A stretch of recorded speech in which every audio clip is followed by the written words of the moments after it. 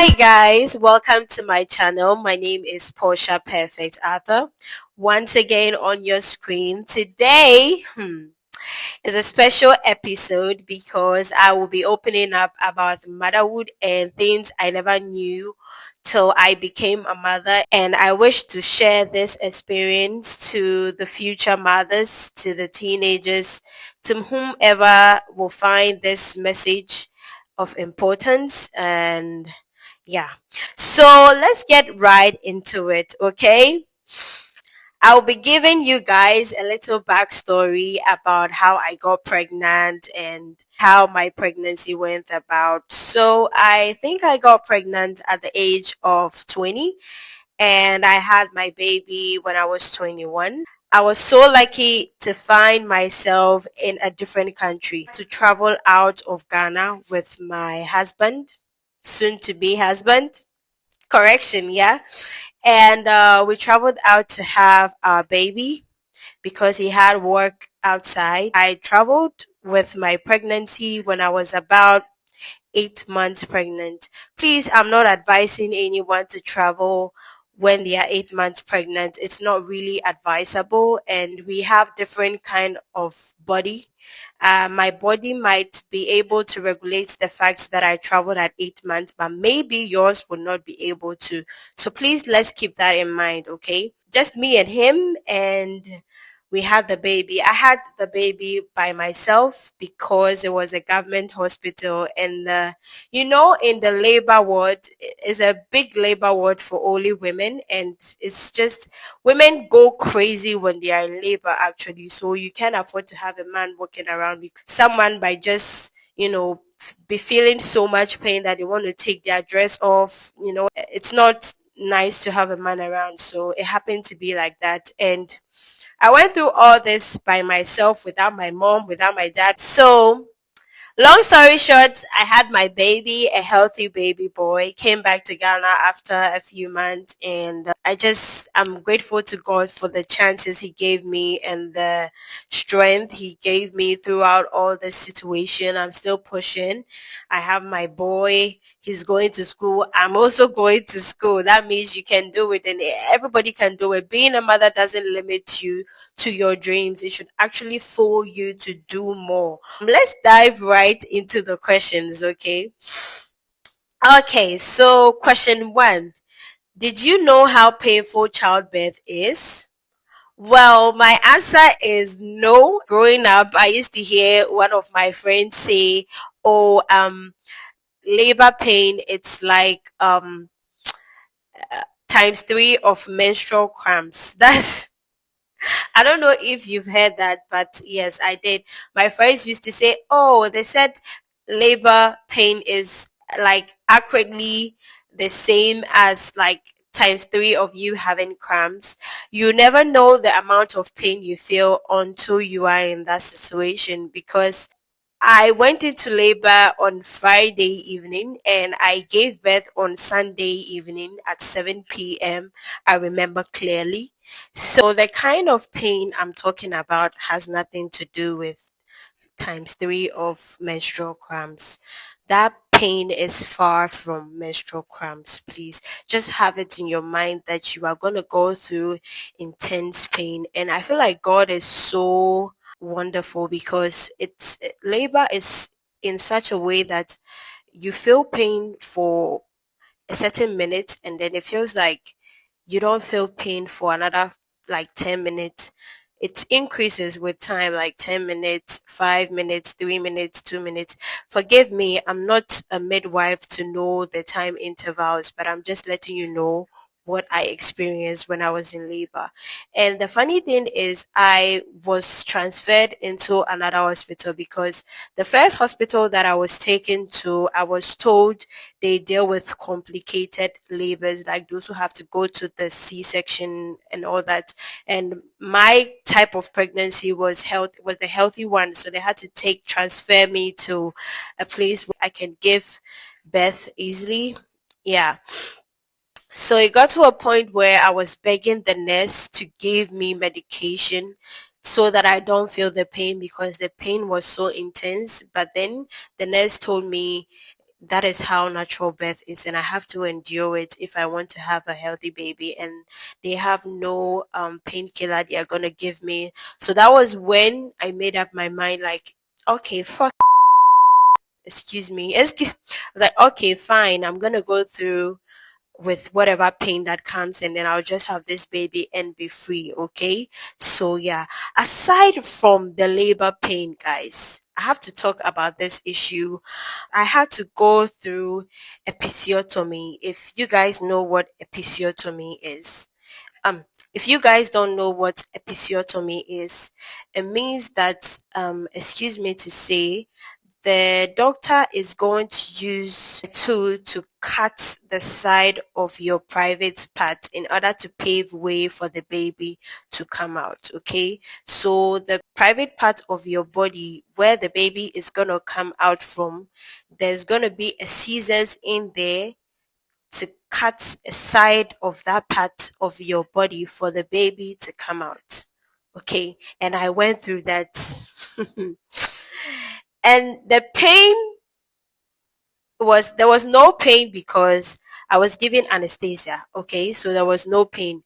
But then after a ward off and they were stitching me up. When they were stitching me up, guys, like what words cannot explain the amount of pain I felt. Every single penetration of the nail felt like, God, I want to die. Because it was so painful. Every single skin that the nail penetrates, it's a crazy pain I cannot explain, guys. I cannot explain. So, and to those who have C-section too, I applaud you guys so much. It takes a lot to do that. It takes a lot of strength because after you leave that labor ward, you can't walk. It's a lot. So as for the pain, it's something you have to put at the back of your mind that you are going to go through a lot, but at the end of the day, it's worth it. Now, question two says that, question two, did you expect to lose sleep like this? Well, I once slept in a room with my auntie that had a baby, and the baby sleeps and wake up, in the middle of the night, and she has to breastfeed, change diapers and all that. But the struggle for me was that I had this sleeping routine where, no, not me. Everyone has a sleeping with routine where they have to sleep throughout the night without being disturbed. Like, but with a baby, you have to wake up every 2 to 3 hours to feed them and change diapers and all that.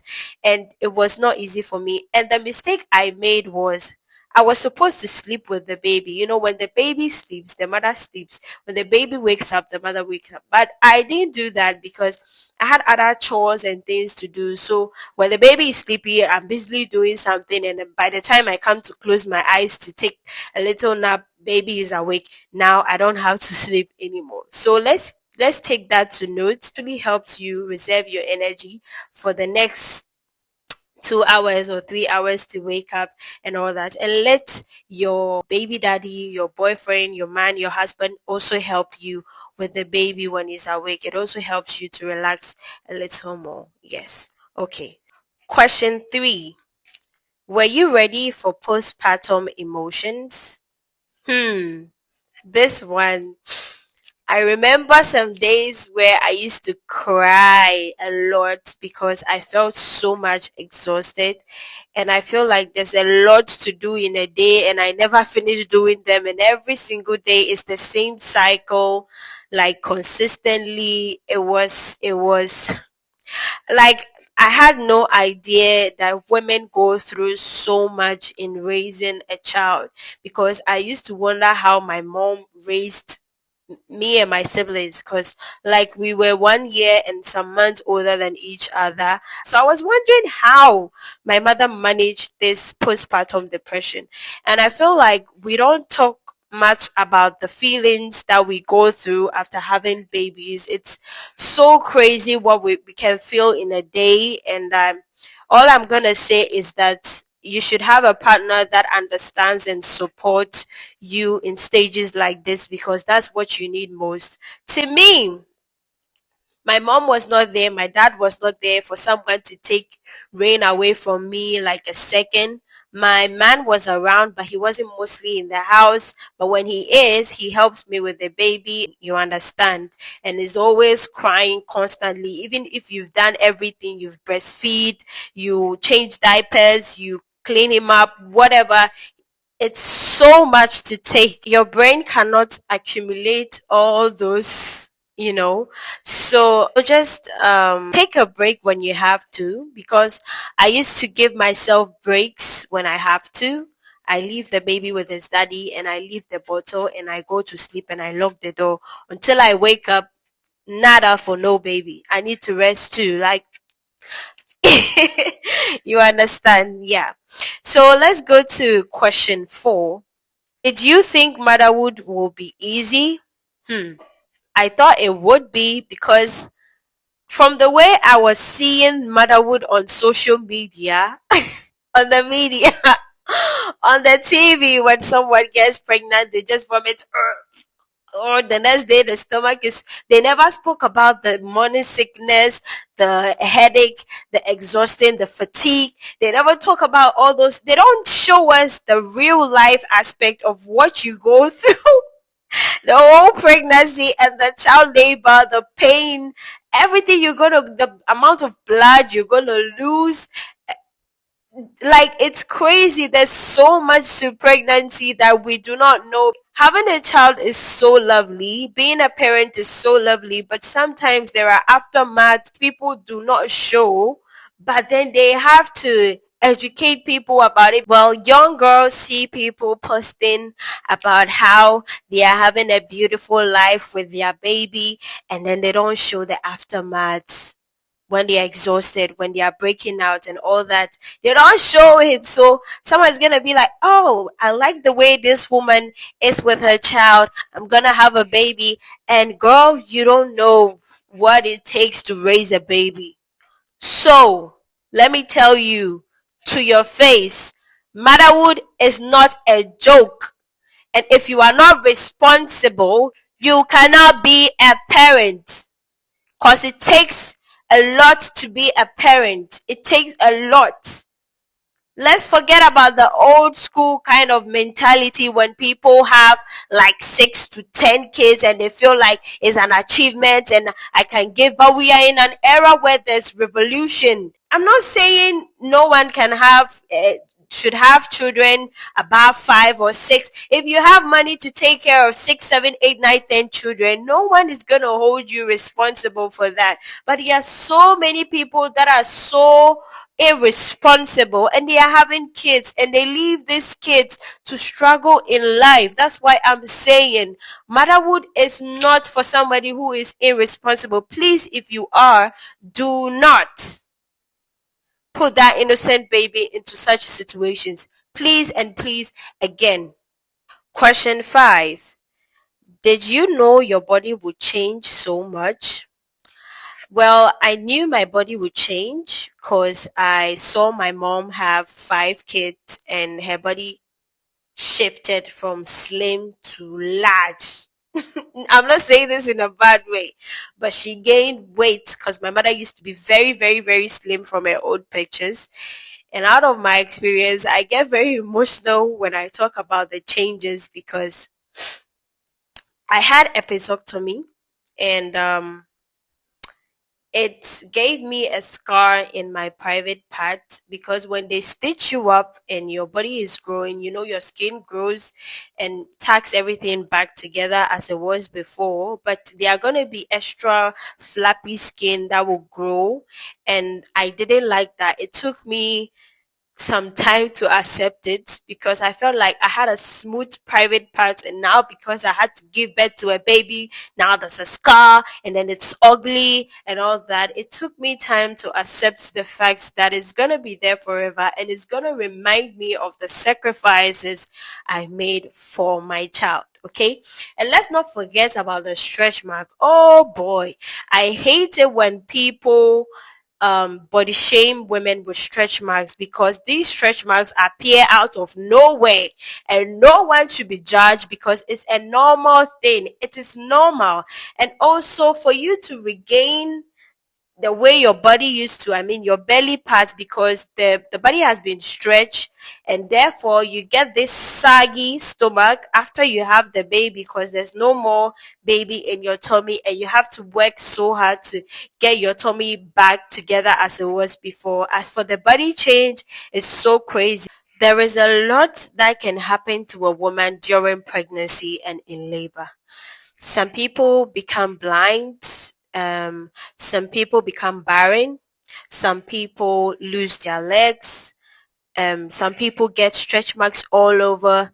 Some people lose their teeth. If you know that, like labor is like a matter of life and death. So I would urge everyone not to body shame any mother they see around, because it takes a lot to have a child. If you guys have no idea, please give respect to a mom, because it takes so much to be one, and to raise them, for them to grow and also have another family. It takes a lot. So please, let's stop body shaming, and then accept the fact that your body is going to change rapidly. Whether you like it or not, your body is going to change in different perspective, and you have to live to accept it as it is. Question 6. It says, were you prepared for the responsibility? No. Nope. I tell you the truth, I was not prepared, because the time I was 20, I wasn't even that responsible for myself. How am I going to be responsible for another human being? But this is when everything clicks in. The moment you have the baby, God is so wonderful. There's this motherhood instinct that immediately bonds you and your child together. So you know your responsibilities as a mother. The moment the baby comes out of you, instantly it just starts to work with your brain. If there's something wrong with your baby, automatically you know. It's a bond that only God can explain. Okay? And also, these humans, you are responsible for this 24/7, because you can't take your eyes off a child. Like mine, very stubborn. And at this age, their brain is growing rapidly, so they always want to explore when they see something new. And when they are trying to walk and all that, you can't take your eyes off a baby or a child. You might regret it, even for a second, when you come back, what the baby has done. So, as for the responsibility, I was not ready. But then the moment I had the baby, naturally it came to me, and I knew what I had to do to make my baby comfortable. And I did that. Yeah. Question 7. What surprised you the most? Hmm. The fact that I was so exhausted, I was so angry, and every single day I wake up to take care of my baby. No matter, even if I have 2 hours sleep or 1 hour sleep, and my baby wakes up, I'm also awake. That's one of the things that surprised me totally, because I'm thinking I used to have this kind of lifestyle that I was gonna live forever. But once I had the baby, I was so surprised. Everything that had to do with my baby, instantly I was available at the time. If we are supposed to leave a baby by him or herself, the baby is gonna die. The baby is dependent on you, the mom. So I knew it was my responsibility to be available for my baby, because without me, my baby will not survive. That is what surprises me. Question 8. Did anyone tell you about the mental pressure? No. You can imagine, I traveled from Ghana. I was not with my mom, I was not with my dad. I had never given birth before. I never knew anything, and I find myself in this new space that I have to raise a child, and then I have no idea about newborns, and every single day there's this constant overthinking, worrying. Am I doing the right thing? Did I make mistake? If I do anything that I feel like it's not right, instantly I call my mom on video call and I will ask her, how do I do this? How do I, even if the baby is sleeping in his bed, I have to wake up every like 2 minutes, 3 minutes to go and check if the baby is breathing, if it's okay. Nobody prepares you for that mental pressure.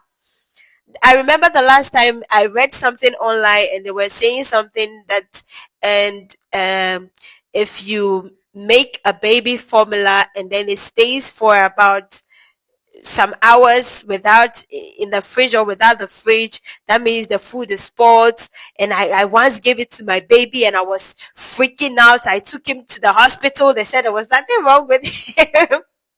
So yes, you are not prepared for that. It's always going to be an instinct because you are a mom. You are so overprotective and then you are cautious of every single little thing that you do concerning your baby. So it's understandable to that extent. Question 9 will be the last question, okay? Would you do it again? Yes, I would do it again. I remember being in the hospital and saying, this is my last time. I will never come to. How many women have said that? Numerous women have said they were never going to the hospital again to have a baby, but they always find themselves in the hospital. But then this is my legacy. This is my family. I need to make a generation out of myself. So I can't say I have one boy and I want to give my boy two other younger sisters so that he's going to be a big brother enough to protect them from anything in this world. So that will be it for me. I'm going to have two more kids. My future husband knows already. I told him, he said he wanted four, but three, because who is going to go through that pushing and pain is me. So I get to decide how much I want and how much pain I want to go through. Am I right? Yes. So, with that being said, thank you so much for watching till the end. Don't forget to subscribe and like. See you in my next episode. Take care, everyone. I hope you learned a lot, and I'll see you in my next video. Bye.